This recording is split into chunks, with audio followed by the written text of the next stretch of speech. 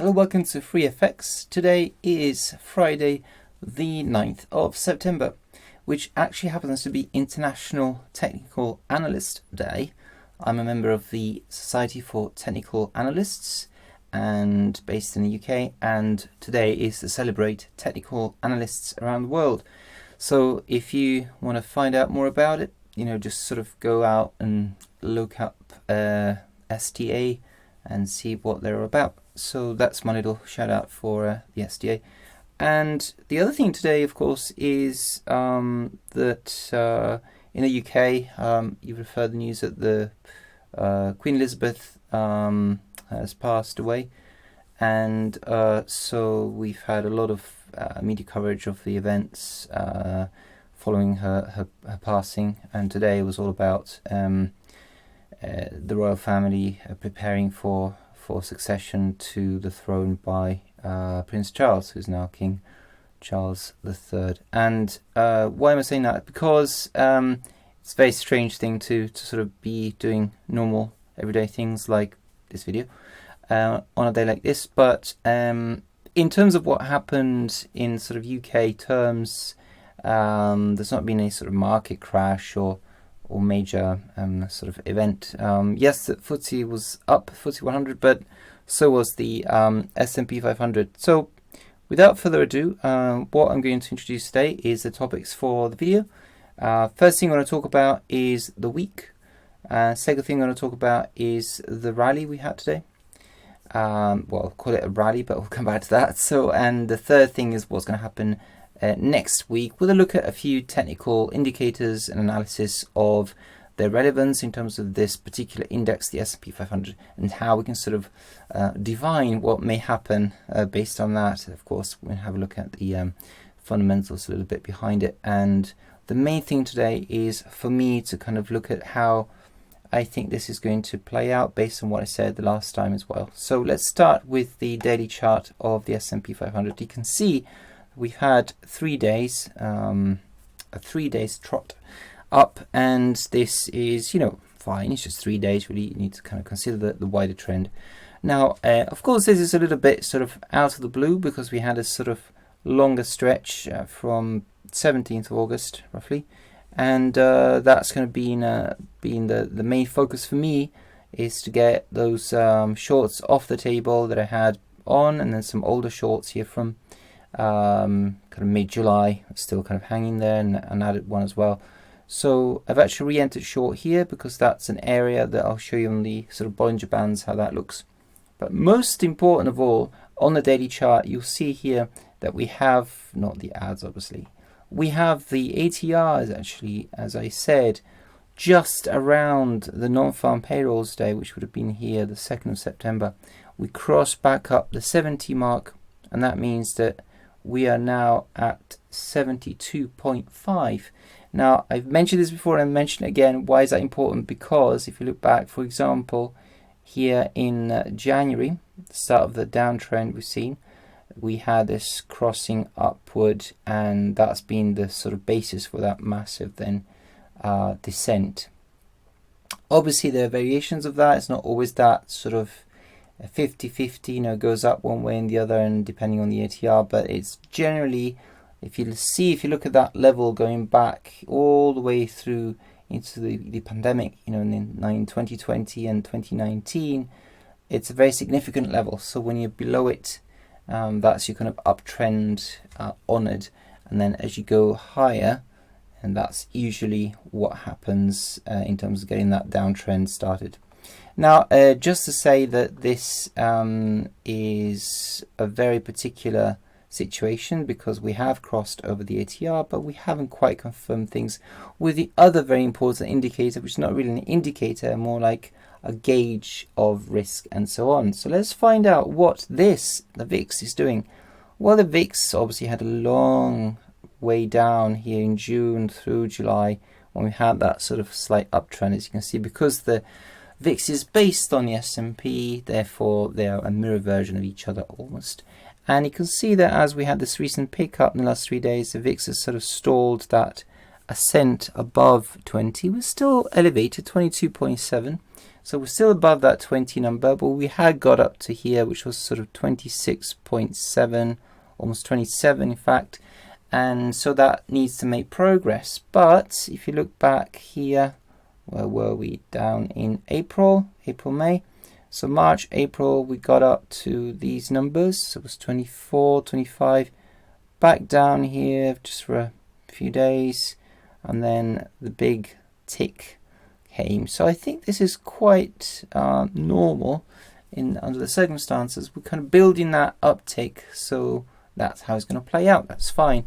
It's not going to just come in a one-er. But anyway, so this is the picture on the daily, and now I'm going to go down to other time frames. But before I do that, I need to check the futures because I've got some other indicators there to show you. Again, on the daily, you can see there we've got the 3 days uptick there. Volume not extraordinary, not fantastically, not really extraordinary, but we've had a little bit of an uptick in volume. That was mostly actually on the downtrend. See, the volume today was a little bit low, compared. I talked a lot about these volumes here before, and we've had quite large volumes, and this is not the biggest volume we've seen. If you remember, I was talking a lot about this volume, the 2.5s back in sort of end of August when we got that descent, and the 2.2. These were the big sort of upticks after these sort of low volumes we've seen, stemming all the way back to the 13th of July and the 30th of June, which I referenced to before. We'd had this long period of low volume through the summer, this sort of just really quite feeble uptick based on nothing really, as far as I'm concerned. Others may disagree, but anyway, so now we've got this volume again, really weak today, and there's been a lot of talk on Twitter actually. Why is that? We've had this just flood of Fed speakers coming out, bashing on the message, we will not step back, we will deliver, fighting inflation, we will keep rate hiking through the year, forget about the pivot. They've said it, Powell said it so many times. People want to stop listening to the biggest, one of the largest central banks in the world. Fine. But QT is priced in? I don't believe so. In fact, the figures tell us that it's not so, because the wheels really are starting to turn this month, and I think there are still positions into this system which have not gone to cash, which have not basically migrated elsewhere, and that is what this index basically has to experience before it really takes the next move, which I believe will be to the downside. Not because I'm a pessimist, nothing to do with that. It's simply part of this trend which hasn't quite completed its turn. Now, another thing I was going to show you here, because it's a daily, is the cycles which I've put on the CCI. So there's a CCI. Now, I mentioned in a tweet before that on the CCI, we had previously, when we had this long uptick, let's call it, rather than an uptrend, we've had these 3 humps, let's call them, one in 11th of July, 20th, and then finally on the 29th. And you could see the last 2 humps that were almost level, whereas price kept going up. And then I said in those videos that it was going to be divergence, and it started coming down until we got to this point, and that's really 16th of August, the middle of August. That's when still more pain was coming on a CCI, and finally price managed to catch up, and we had that move down finally. Now this has turned higher, and we're aiming back towards the middle, the zero, the neutral level on a CCI, and this means that 2 things. One, we're going to get to a point where it turns back below. Now we've seen that before. We actually didn't get to the zero line. We don't need to. We can stay below it and essentially come close to it and then keep going down. And this sort of movement is essentially a trendy movement. So obviously when you have a strong trend in one direction, this will fluctuate but revert back to what we might call oversold. I usually set the CCI to negative 200 and positive 200 as a filter, so that that really doesn't mess with false signals at minus 100. But if you were looking at the 100, it will be about here, and so you can see that at the 100 we would have kind of gone back into the 100 and out of it and in and out, so that creates kind of confusing signals as far as I'm concerned. So I prefer that minus 200. So we get to the extreme, but in a strong trend that is not a sign of reversal. So when we did this sort of uptick here, we had negative divergence. It didn't keep pushing against that, it sort of started drifting lower. So that's the difference between that and a strong trend, where it just kind of fluctuates, but it keeps sort of bumping up and down and sort of keeping that trend going, if you like, until divergence kind of starts to occur. Now, so this uptick, we come into the zero, as I said, and the other thing is obviously Bollinger Bands, which I will show you in the other chart, actually, because I haven't got one here. But what's important is the time of the cycles, which I put down here. These are sort of there's synchronicity. So if you know the Hurst's principles of cycles, market cycles, which I did for the CMT level 1 exam, is that market cycles obviously price comes in and out of a market cycle of a period. So that if you think of a sine wave with a period, so the sine wave is basically a circle cut in half and displayed in a sort of horizontal way. So as you get through one cycle and then you get to the next, it's a case of trying to match that with the market movement. So if I'm only looking at this screen and starting to match my cycle from the end price, the latest price, back, this is what you end up with. So you can obviously play around and try to fit visually the length of the cycle, and try to make it as much as possible fit with price in a way that can be predictive. So in this case, you can see that when we had a strong downtrend in March, for example, from March down to June, let's take this period, the CCI, I'm using the CCI rather than price itself, because the CCI is oscillating between levels most of the time, whereas price obviously can go higher and lower beyond your beautiful sine waves, so it does become confusing when it's completely above and below, whereas doing it on the actual CCIs is a better depiction of that in a way, although it's a different behavior than price itself, but still it's derived from it. So I'm just kind of trying to show you that. And so if I apply to the CCI, which is more regular for that reason because it's almost bound, and we have this move in the S&P 500 SPX, and you see this sort of bounce here because the trend is strong. So when we start picking up, the CCI crosses over the middle line, and we have this pick up in price. What happens then is that obviously we're in the upward phase of the cycle, but because it's a strong trend, it doesn't translate into an uptrend in price. It's still a downtrend until we get to the extreme again, minus 200 there. So minus 200, and then we get this up move, and then we sort of we conform to the sine wave, and then the cycle wave, and then we get down again. So at this point, cross below the zero level, price conforms. So now we're in the up part of the cycle. It does not mean, as you saw here, that we're going to cross above the zero.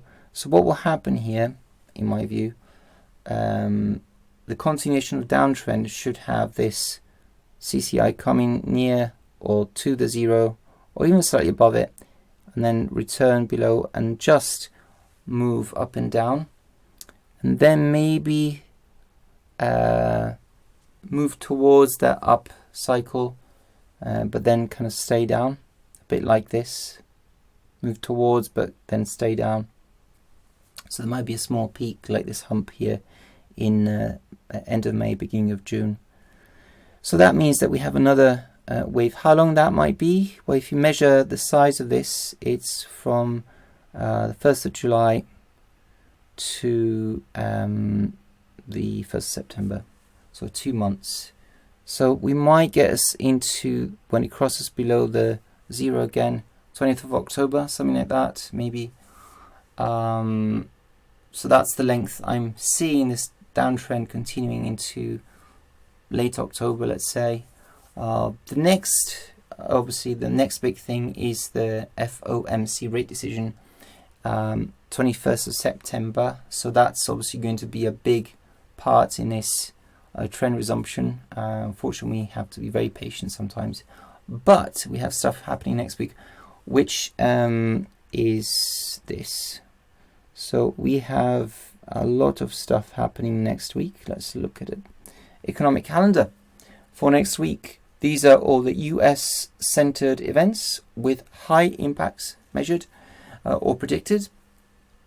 Nothing on Monday of high impact. Tuesday. So we had all the Fed speakers. We've had Evans, we've had Mester, we've had George, we've had Bullard, we had a few others as well, and we had Powell, of course, this week. This is really important because it's all about the inflation. The Fed said it many times. We will continue fighting inflation. Dual mandate, of course, it's unemployment, but as Brainard said, employment as stable needs to be, in fact, I think it was more Mester, but employment has to be as a result of a stable economy, which is achieved by keeping inflation down at or below 2%. So, having said that, here is inflation figures coming out on Tuesday. This is going to be at 1:30 UK time. And that is very important. As you can see, the consensus is that it's going to be lower on inflation for August year on year, but the core, so that's excluding kind of volatile prices, so fuel, etc., that's going to be actually predicted to be higher from 5.9 to 6.1. And the core inflation is as important, if not more important, because it's not just a headline figure, it's when you take out those more volatile items, some food items, fuel, etc. And what you're left is core inflation, a basket of goods. So the CPI, the August, again, previous 296, consensus 295, slight downtick, but we're not sure. PPI on Wednesday, okay, again, that's predicted to be a little bit higher, from 0.5 negative to 0.1 negative.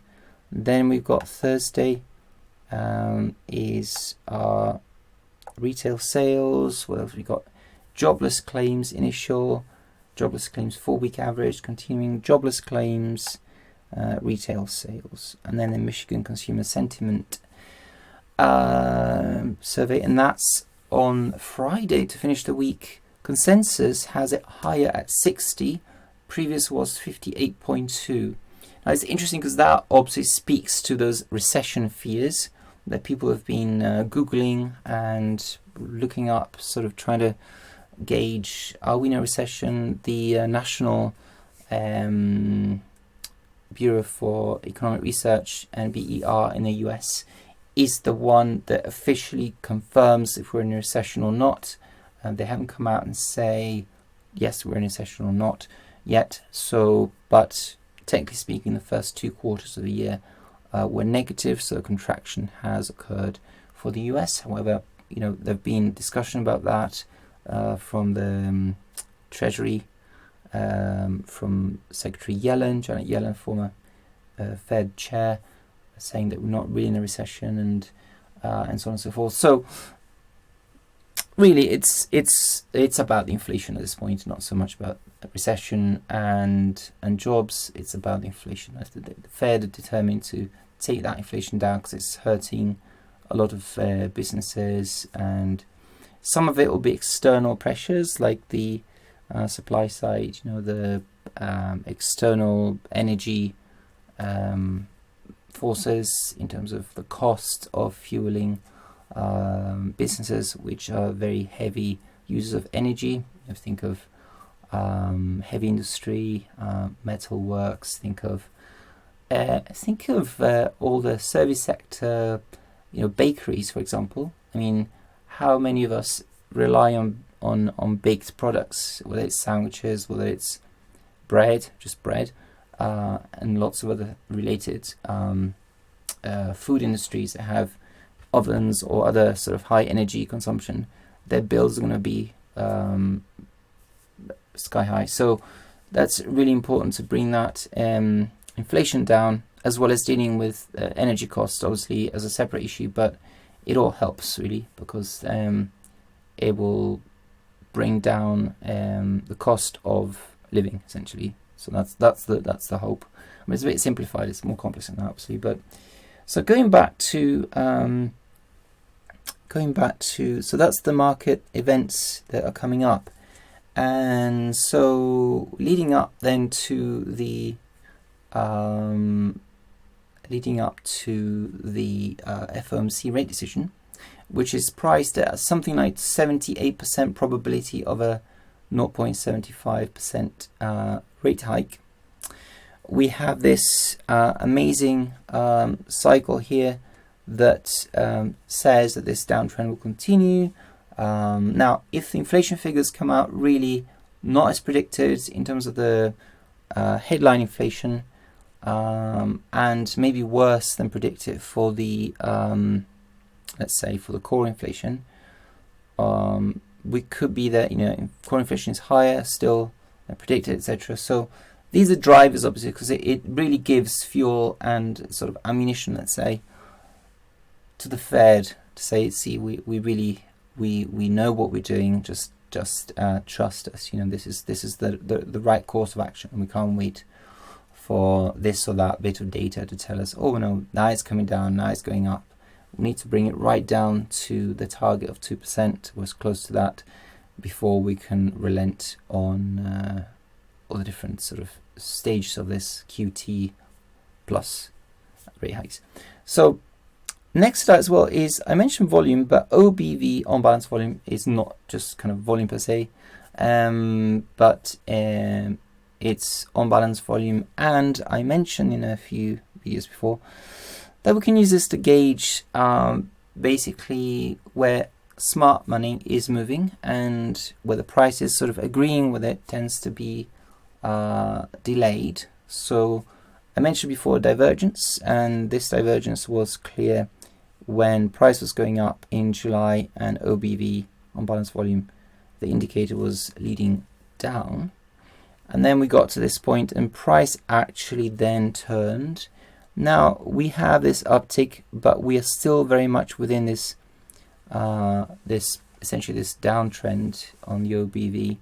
So there's room for further depreciation. So it's not to say that this is the end of it.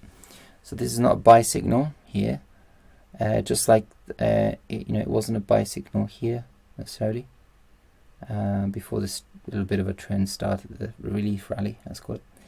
And you also saw these peaks here didn't really agree with this uptick, and they just kind of stayed flat essentially. And that lasted, from 23rd of June to 1st of August, so that's like a week and a bit, and then finally down we came. So all these signals, again, playing out, very important to keep an eye on these and just see how things move. Now, I just wanted to go back to this because it's very important that we keep an eye on the charts. But I'm going to just kind of talk about the VIX, talk about the ATR, and we talked about the daily chart there on the future side. But actually, I'm going to take the VIX off just because it gets a little bit confusing, all these indicators, and I'm going to have my Bollinger Bands back on, so you can see, and also the 21 weighted moving average, and that's there in purple. All right. If there are too many lines, what I'll do is I will take off my trades so we can see a little bit better what's actually going on here. So let me just take them off so you can see lines and things a little bit better. So let's do that. All right, okay, so now again, the 21 weighted moving average monthly was at this level, and you can see that we came pretty much on it on the 16th of August, and we've descended away from it. Now, why is this important, this Bollinger Band business? Because, as I said, we are at just above the 21 weighted moving average, but we are coming up to the CCI 0 level, as I was showing you earlier. So now we are above the 70 level with the ATR, and we've just climbed today higher than the 21 weighted moving average. This tends to be a good level. The price comes to, that's why I keep it there. Just by experimenting, I found that this is, generally speaking, price meets the 21 weighted moving average more than it meets the 20 simple moving average, which is the so-called basis, or let's call it the middle line or reversion line, mean reversion for the Bollinger Bands. So I keep it there. And also it's almost like a filter, let's say. So this should have bounced off the 21 weighted moving average, WMA, but it actually just peeped above it. Now, the next boundary is obviously going to be the basis. So my prediction for myself is that, you know, this t-shirt says, obviously, I'd rather be trading, which is absolutely fantastic, but then it's got an arrow pointing up. My prediction is the opposite way. So after this test of the basis and 21 WMA, we will then continue lower for the next leg. And as we saw here back in June, we came up to the basis and then continued lower. Of course, that's not a good example because obviously we know what happened there. So we'd have to go back a little bit and find examples where that sort of confirm the downtrend scenario in terms of this interaction with the basis of the 21 weighted moving average. So one such example might be perhaps this one in April, this one. These are all interaction with the weighted moving average. If we want an interaction with the basis, we have to go back even further and find one that sort of fits that mold. And we might have more examples of that before January, when we started on the downtrend. Well, here's one, let's say. We came up right to the, in February, 1st February, we came up to the basis, and then just poked above it, and then down to the next low. Also notice that when you have a fast moving price several days to the downside there, for example, the two diverge because the 21 weighted moving average is weighted more to the latest price action. So the movements from the last period, or in this case the last day of the calculation, take precedence, or have more weight. Can't remember the percentages, but essentially you can see that it moves faster, it responds more quickly. So inevitably you have this, there's the two moving averages kind of diverging or sort of parting, and this is kind of what happened here. This fast move has pulled this down, so it's likely that price bouncing up off the Bollinger Band, the lower band, will meet the 21 WMA first, and probably continue to the basis. Okay, so these are kind of things that observation of these kind of things, just looking back and getting to know and learn these things really help. If I went to the 4 hour, and obviously it was quite a thin week this week in terms of data. We've not had a lot of things. There seems to be very thin, as you saw from the volume in the futures, very kind of thin participation, one could say. So here's the 4 hour view. So on the 4 hour, we've had this move up just in the last 3 days. Obviously, sort of part of this week has been this up move. generally speaking, these up moves, as you can see, like that one, for example, when the Bollinger Bands are expanding really fast, it creates interesting things. So price pushes onto the band for a bit, and then it veers off, as you can see here, pushes on.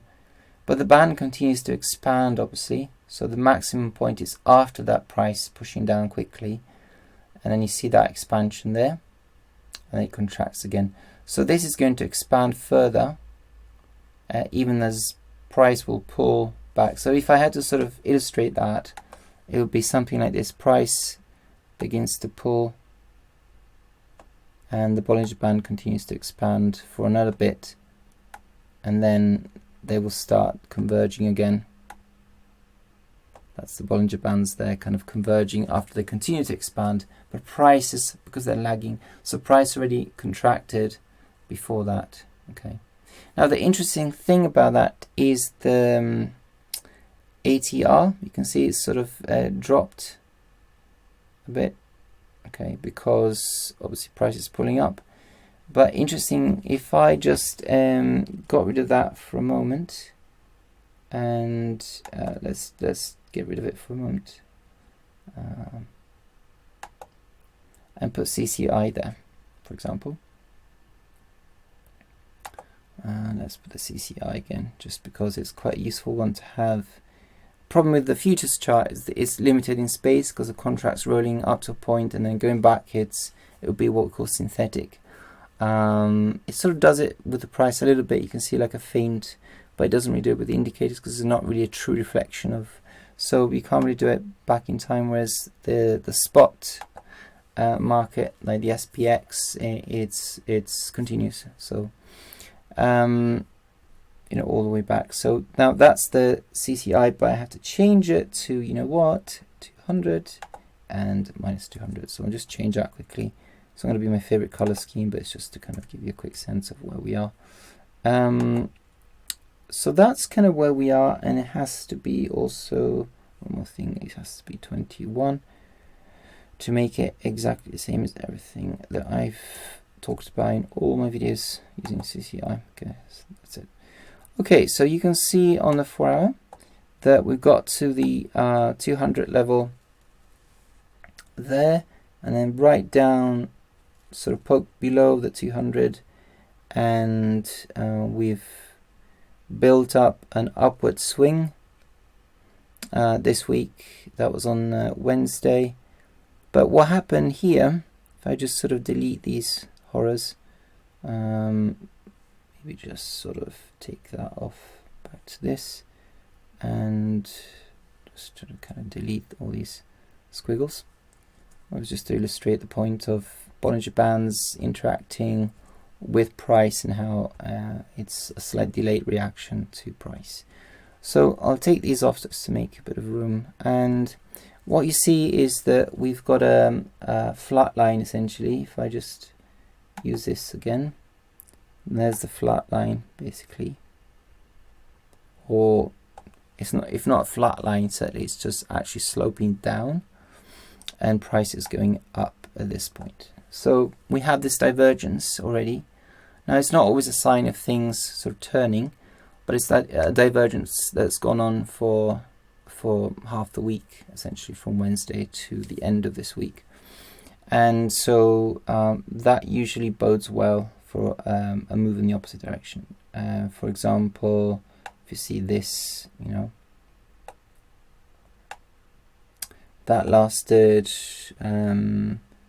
from, what was it, the 10th of August to the 15th. That was, yeah, 5 days basically, and then we had a turn there back in August. So, you know, but that can happen for a bit. You have these sort of divergences, and then eventually, you know, 1, 2, 3, then it happens. So it's not to say it's going to happen immediately, but certainly it's just another warning sign that we have this divergence, this disconnect between CCI and price. So, and finally, just saying that we've crossed the 4,000 again. That's 4,055. So the 4,000 was here. And we went back above on the yesterday, pretty much. Yeah. So, you know, we were below again for a bit last week, etc. And then we are back above. But for how long? Well, the 4100 is the next victim, kind of there, but I don't know. I think these are kind of, they're handy round number, as they call whole number levels, but you know, some people attach a lot of meaning to 4,000, some to 4100. You have to go back in price and see.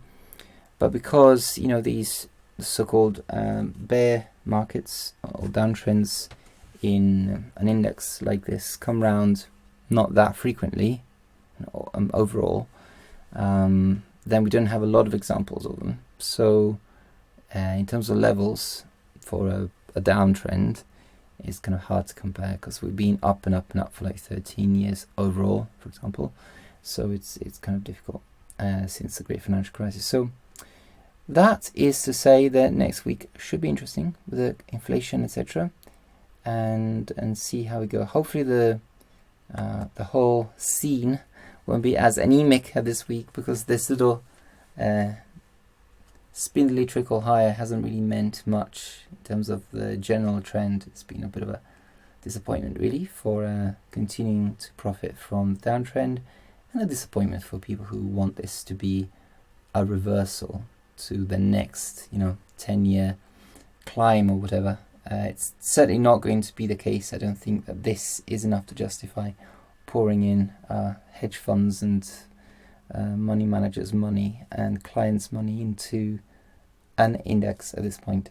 So sorry to disappoint, but more downtrending to come, and let's make money out of it. So thank you very much. I'll see you in my next video, which will be next Monday. Hopefully more good things to come. Take care. Have a great weekend. See you in my next video. Bye.